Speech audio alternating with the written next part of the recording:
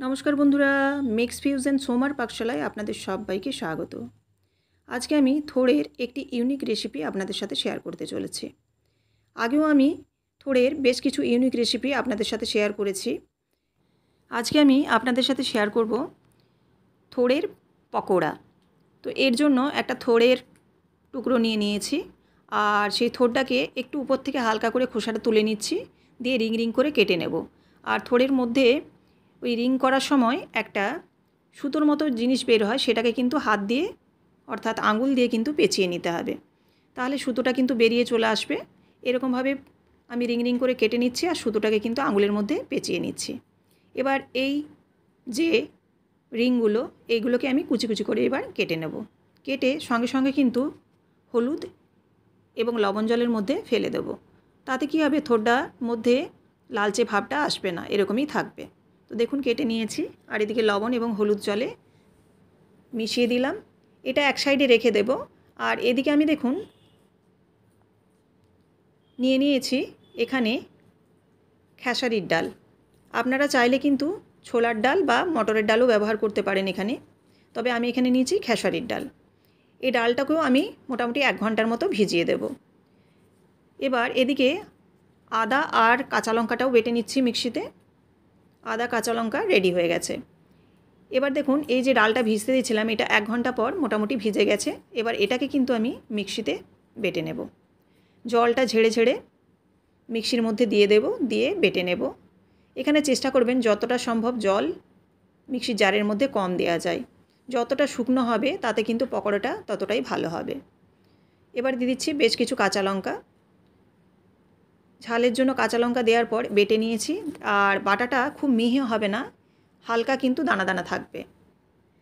এদিকে থোড়টাকেও যে লবণ এবং হলুদ জলে ভিজিয়েছিলাম, সেটাকেও হাত দিয়ে কিন্তু চেপে চেপে জলটাকে বের করে নিচ্ছি। এখানে যতটা সম্ভব জলটাকে কিন্তু চেপে বের করে নিতে হবে, যাতে জল না থাকে। পুরো থোড়টাকে এরকমভাবে হাত দিয়ে চেপে বা নিংড়ে আমি জলটাকে বের করে নেব। দেখুন পুরো থোড়টাই নিয়ে নিয়েছি। এবারে থোড়টাকে কিন্তু হাত দিয়ে একটু ভালোভাবে ম্যাশ করে দেবো, যাতে থোড়টা নরম হয়ে যায়। এভাবে কিন্তু হাত দিয়ে একটু খুব ভালোভাবে কিন্তু মেখে নিতে হবে। থোড়টা দেখুন এবার নরম হয়ে গেছে। এবার এর মধ্যে আমি বাকি যে উপকরণগুলো আছে সেই উপকরণগুলো মিশাবো। এর মধ্যে আমি বেশ কিছুটা দিয়ে দিচ্ছি খেসারির ডাল বাটা, দিয়ে দিলাম 2টো পেঁয়াজ কুচানো, আর এর মধ্যে দেব চালের গুঁড়ি। চালের গুঁড়িটা এখানে মুচমুচে ভাব আনার জন্য দিয়ে দিচ্ছি মোটামুটি বড় যে চায়ের চামচ হয় তার 4 চামচের মতো। এদিকে দিলাম আদা এবং কাঁচা লঙ্কা বাটা, আর দিলাম রসুন বাটা, আর দিয়ে দিচ্ছি হলুদ গুঁড়ো, আর দেব এখানে জিরে গুঁড়ো এবং ধনে গুঁড়ো। আপনারা যদি নিরামিষ এই রেসিপিটি করতে চান তাহলে এখানে পেঁয়াজটা স্কিপ করে যাবেন এবং রসুনটাও স্কিপ করে যাবেন। তবে বলবো যারা পেঁয়াজ রসুন খাবেন তারা অবশ্যই পেঁয়াজ রসুনটা ব্যবহার করবেন। তাতে কি হবে, এর মধ্যে কিন্তু দারুণ একটা ফ্লেভার আসবে, একদম পুরো চিকেন পকোড়ার মতো। তো দেখুন আমি এবারে পরিমাণ মতো লবণ দিয়ে এটাকে মেখে নিচ্ছি। এটাকে খুব শুকনো শুকনো করে মাখতে হবে, খুব একটা কিন্তু জলজলে টাইপের হবে না। হাত দিয়ে খুব ভালোভাবে মেখে নিতে হবে, যাতে মশলাগুলো একে অপরের সাথে খুব ভালোভাবে মিশে যায়। এদিকে কড়াই আমি সাদা তেল গরম করতে দিয়েছি। এই তেলের উপর আমি এবার ছোট ছোট কিন্তু পকোড়াগুলো দিয়ে ভেজে নেব। এই রেসিপিটি চায়ের সাথে কিন্তু স্ন্যাক্স হিসাবে ভীষণই খেতে ভালো লাগে, আর একটি একদম ইউনিক রেসিপি। আপনারা অবশ্যই কিন্তু বাড়িতে ট্রাই করতে পারেন। এখানে থোড় সেদ্ধ করার কিন্তু কোনো ঝামেলা নেই, একদম কাঁচা থোড় দিয়েই কিন্তু এটা বানানো হয়ে যাবে। তো দেখুন একটা একটা করে আমি বড়াগুলো দিয়ে দিচ্ছি। আমি একবারে অনেকগুলোই বড়া একসাথে দিয়ে দিচ্ছি। আপনারা চাইলে কিন্তু এটা একটু কম করেও দিতে পারেন, তাতে কিন্তু উল্টাবার সময় অর্থাৎ নাড়ার সময় একটু সুবিধা হবে। এবার এক পিঠটা যখন একটু হালকা লাল রং ধরে যাবে তখন উল্টে দেব। যেহেতু একটু উপর দিকটা কাঁচা আছে সেজন্য কিন্তু খুব সাবধানে নেড়ে নিতে হবে। আর আমি যেহেতু অনেকগুলো একসাথে দিয়েছি সেজন্য কিন্তু একটু অসুবিধে হচ্ছে, সেজন্য আপনারা চাইলে কিন্তু অর্ধেক অর্ধেক করে ভেজে নিতে পারেন। এবার দেখুন পুরোটাই কিন্তু হালকা লাল হয়ে গেছে এবং শক্তও হয়ে গেছে এগুলো। এবার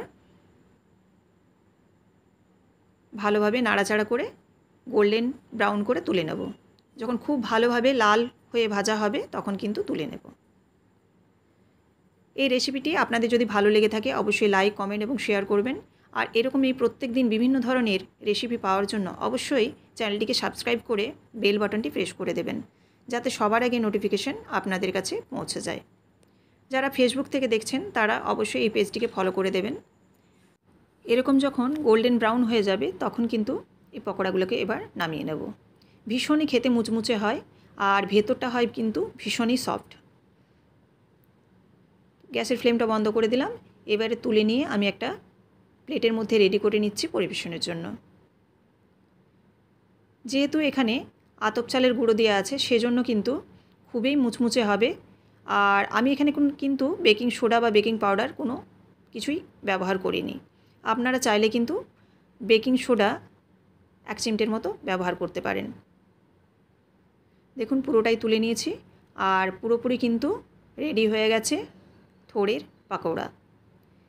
চায়ের সাথে খেতে অসাধারণ লাগে, তাছাড়াও কিন্তু আপনারা ভাতের সাথেও খেতে পারেন। দেখুন আমি একটা আপনাদের এবার ভেঙে দেখাচ্ছি ভেতরটা কেমন হয়েছে। এই রেসিপিটি কিন্তু চিকেন পকোড়াকেও হার মানাবে। তো আপনারা অবশ্যই কিন্তু একবার হলেও ট্রাই করবেন, এই অনুরোধ রইল। আবারও আপনাদের সাথে দেখা হচ্ছে নতুন একটি রেসিপির সাথে। সবাই ভালো থাকবেন। সবাইকে ধন্যবাদ।